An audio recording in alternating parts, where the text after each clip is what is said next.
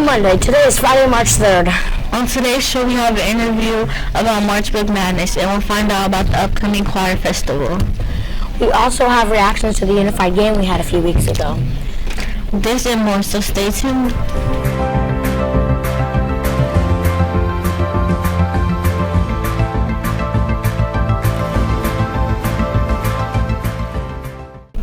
Hi, I'm Graham. And I'm Destiny. To start our show today, please stand and join us in saying the Pledge of Allegiance. I pledge allegiance to the flag of the United States of America and to the republic for which it stands, one nation, under God, indivisible, with liberty and justice for all. Thank you. A few weeks ago on the half day, we had a special day dedicated to talking about inclusion. Unified Sports through the Special Olympics recognizes and celebrates differences while choosing to include all the abilities to be one unified team. Here are some students sharing about the day and how the game went. Hi, I'm Dulce and I'm interviewing Elida. What were some topics discussed with Academy before the game? Topics that were discussed were how we can include others. Why you encourage students or other people to go to a game? I encourage people to go to the game because it's really fun to watch and it's really fun to cheer on. What did you like about the basketball game? I liked being able to see everyone come together and play. How did it feel to play with the game and get cheered on by your school? So yeah, the game was so much good because I dribbled on the game on the basketball, and then when I shoot it, the cheer was so much crowded.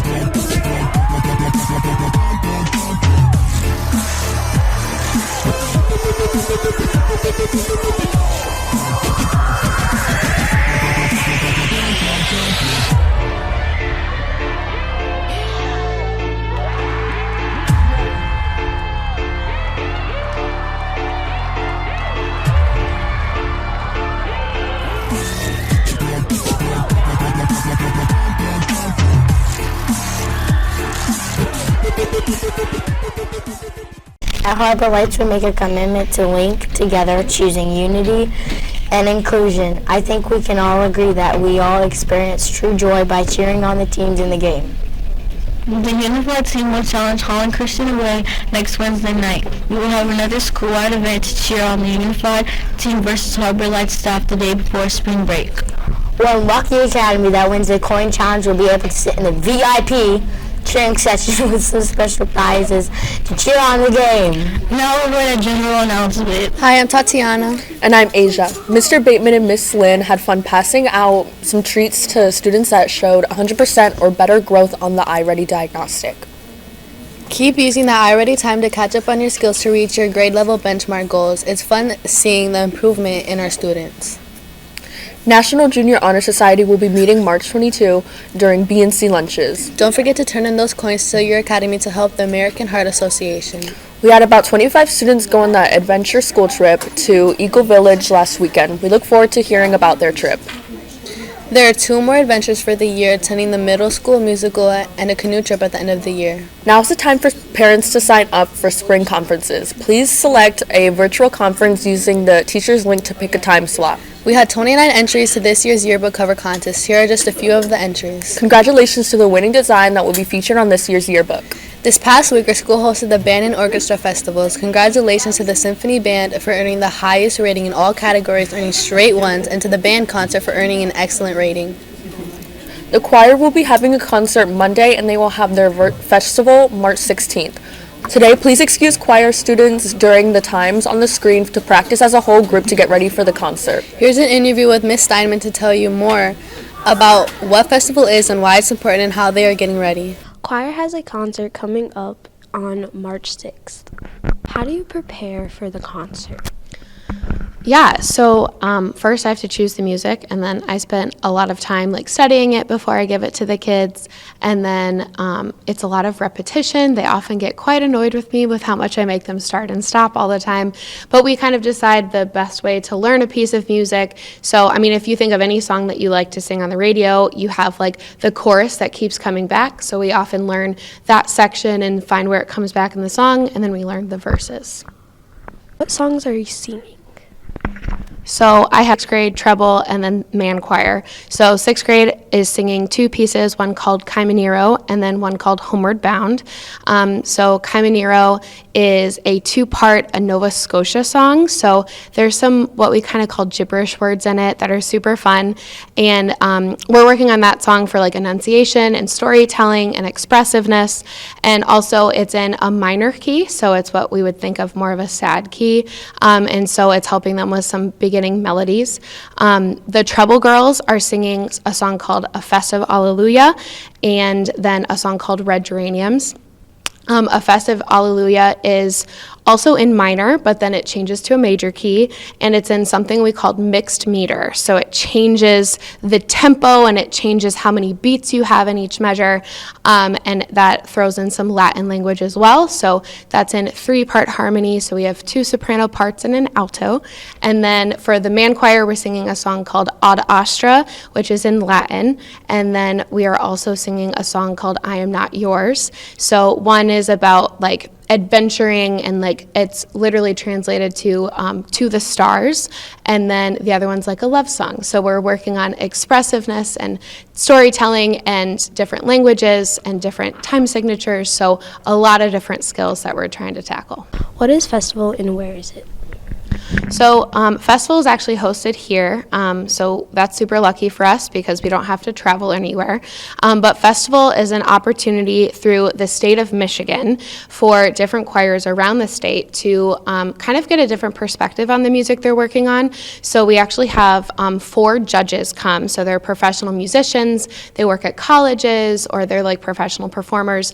And there are 3 parts to festival that we get judged on. So we have a performance where we sing our 2 songs. We're given a score for that. And then we have a clinic, so one of the judges comes up and tells us areas we can work on and things that we could change to do better. And then we also have sight reading. So we're given a score for the performance and for sight reading, and then overall the score is totaled up and we're given a rating from 1 to 5, 1 being the best, 5 being the not so best. And then we're given awards or certificates based off of our performance. How can choir students get the best score in festival? So we're given a rubric each year that we are to look off of. So I'm actually looking at one from last year. So it has different categories that I'm asked to kind of prepare the students with. So the first one is tone quality. So that's kind of the color, the sound of the kids' voices. Pitch, are we singing the right notes? Rhythm, are we singing the right rhythms? Diction, which is how you enunciate words. Can you understand what's being sung? Interpretation is the storytelling. So if you're singing a sad song, do people look sad?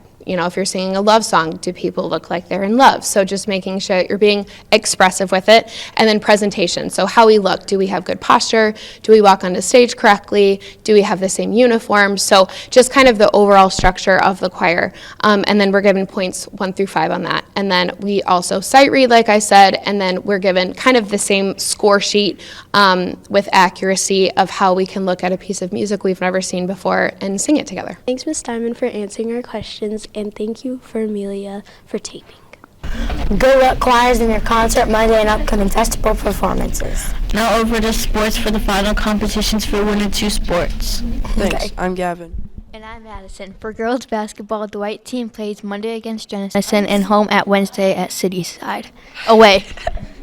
The black team plays Monday against Cityside at home. Boys diving have their conference meet Tuesday and swimming on Wednesday. Both are away at Hudsonville.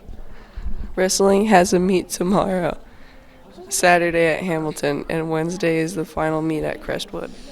Track and field, girls soccer, and boys tennis start the week of March 20, so make sure that you are signed up and have a physical on file.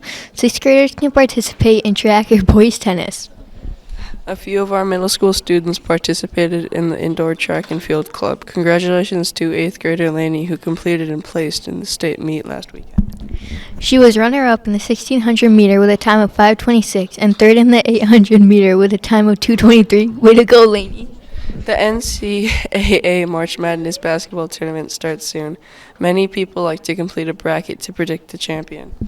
For March is Reading Month. We as a school have been participating and helping to vote for the March Book Madness. Here's another interview with our amazing librarian to tell you more about how it works and a few of her favorites. Have you heard of March Book Madness? Can you tell us more about March Book Madness and how it works? Absolutely. It is a lot like the real March Madness with basketball, but a little bit better because it's books. And all of these books were chosen to be a part of the bracket, and students from across the world are going to be voting during March to pick out the best book of the bunch. How can students read on their Chromebooks? Students are able to read on their Chromebooks using Sora, and all of the books that we have for March Book Madness have an audiobook or an ebook in Sora. Can you tell us some of your favorite books? Absolutely. So some of my favorite books from March Book Madness are Free Water, which is an excellent historical fiction novel that is the Newbery winner this year also. I also really love graphic novels, and there's a couple on the list that I love this year. Swim Team, which is set in Florida, which kind of made me sad reading it because it's beautiful and sunny in this book, but hopefully soon here. And The Aquanaut. This one is a really fun fantasy mixed with realistic story. Great art, and it's also about sea creatures, which I love. So these ones are really fun to check out. Now let's find out some book recommendations from students.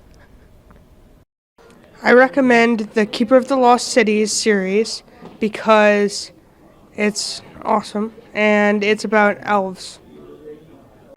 I recommend Scythe by Neil Shusterman because it's a very good book and there's more books in the series. Hello, my name is Henry Getz. I read Harry Potter. It's a really good book because it has a lot of fantasy and it has really good characters and it isn't inappropriate or anything. A book series I would recommend is probably Keeper of the Lost Cities by Shannon Messenger.